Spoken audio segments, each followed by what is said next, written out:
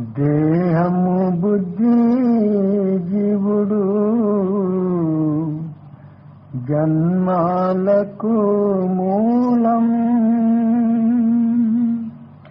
దేహము మరిచిన జీవుడు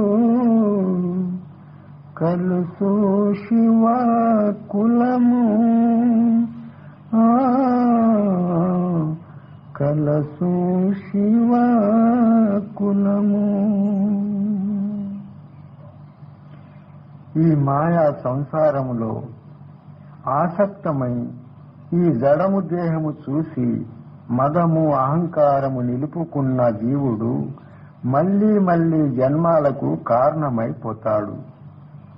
దేహాసక్తం వలన దేహములు విడకై ఉంటాయి. మరి ఎవరైతే ఆత్మజ్ఞానం పొంది ఈ జడము కంటే భిన్నము వేరే తన స్వస్వరూపాన్ని గుర్తించి దేహాభిమానాన్ని త్యాజించి స్వరూపములో స్థిరమైన జీవుడే శివస్వరూపుడై జన్మ మరణాల చక్రము నుండి దూరి ముక్తమైపోతాడు.